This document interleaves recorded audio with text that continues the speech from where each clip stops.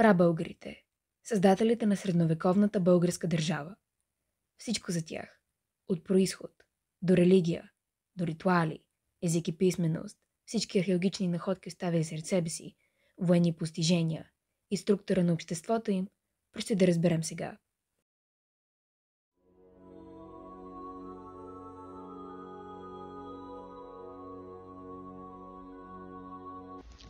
Прабългарите, наричани още древни българи или просто българи, притежават най-стара и богата история. За жалост, липсва много информация и всичко е забулено. Езикът им не е запазен. Според иранската теза се смята, че първоначално обитават земите в съседство с древен Иран. Но в римския хронограф прабългарите са едно от племената, чието начало идва и с Зиези. Там те населяват северните земи близо до Кавказ. Тази поява на древните българи се дължи на великото преселение на народите. Населявайки Централна Азия, стават част от хуните. След разпадането на хуните, прабългарите тръгват на дълъг поход и се установяват северно от планината Кавказ. Според тюркския произход обаче, българите първо населяват Северна Монголия и Южен Сибир. След това започват да се преселват в западна посока и така стигат до 4 век, когато се смесват с хуните в източна Европа.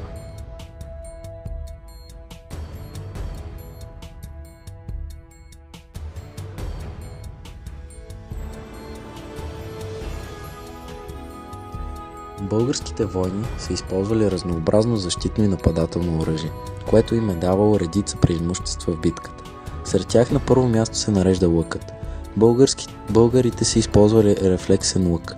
Той се е състоял от множество части и направата му отнемала много време и си изисквали опитни майстори. За близък бой българските войни използвали сабя и меч. Мечът, използван от прабългарите, се наричал палеш.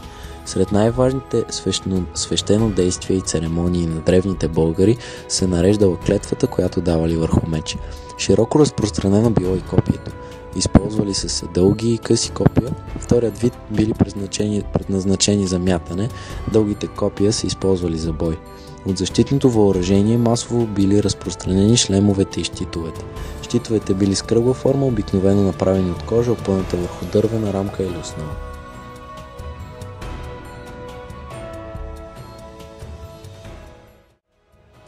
Сега, нека малко си поговорим и за езика и писмеността на прабългарите, защото това е основата за създаването и поддържането на един народ. Няма конкретни сведения за първоначалната прабългарска писменост, но се смята, че в самото начало на създаването и тя е била под формата на руни. Те са около 50 знака и до ден днешен не се знае значението на всеки един. Открити са писма, писани по времето на Първото българско царство, написани точно чрез тези знаци. Най-много написани с прабългарски руни и надписи са открити в скалния манастирски комплекс в Северна Добруджа. Впоследствие бива създадена глаголицата от така познатите ни свети Кирил и Методий, която поставя основите и на днешната българска писменост. Прабългарския е мъртъв език. Вече не се говори и не се пише на него. За съжаление, няма много информация и няма много сведения за прабългарския. Знае се, че се е говорил по времето на Велика България и около 10 век той изчезва или поне се изменя в що годе сегашния език, който познаваме, говорим и на който пишем.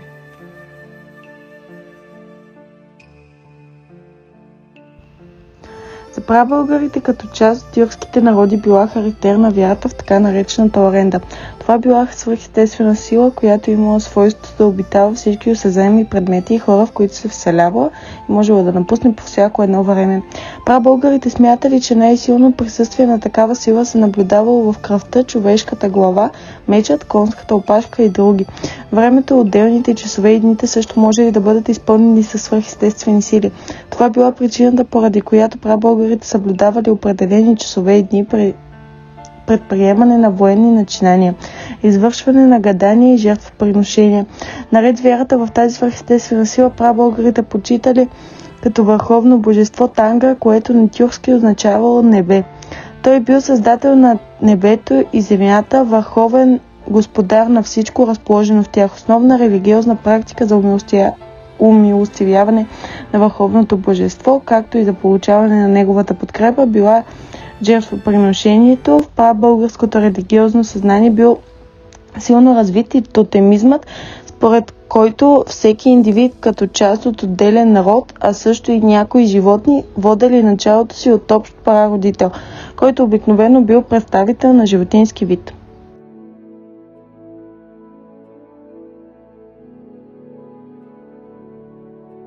За съжаление, от към археологични находки, прабългарите не оставят много след себе си. Или поне не ни е известно. Това, което знаем обаче, е, че са били изключително вярващ народ. Вече бяхме споменали за религията, но нека се редочим върху нещо друго. Останки, намерили в Медицинския университет във Варна, показват, че прабългарите са правили изкуствена деформация на черепите си. На всяко новородено се прилагала процедура, която е била следната. Хващало се нещо като ластик и се прекарвало през черепа на новороденото. По този начин черепа се деформира и се издължава, като тези на фараоните. Това бива открито във Варна през последните няколко години. Освен черепи са открити други останки от прабългарите като кости, кокали, скелети и други. Това обаче не е всичко. Освен това имаме изображение върху съд от българско съкровище, открито в Нак Сент Миклош, което се намира в днешна Румъния. Изобразява български воен победител и от злато. Важно да се спомене и така нареченото съкровище на Ханко брат, което съдържа няколко елемента също от злато. Освен златното съкровище от над Сент Миклош, имаме и миниатюра от Василия II от 11 век. На нея се показват прабългари, които посичат ромеи. Виждат се характерните за прабългарите права сабя, кафтан, номадска кожена шапка и тънък, богато украсен с метална пластика колан. Прабългарите са строили главно с дърво. Също така те са живели в юрти. Възстановка на юрта може да видим в комплекс Ванагория, а в същия комплекс има и възстановка на прабългарско дървено укрепление. Организация била номадската общност, изградена върху кръвните връзки и ръководена от старейшините. Обединението на няколко общини съставлявало племето, което било управлявано от вожд – хан.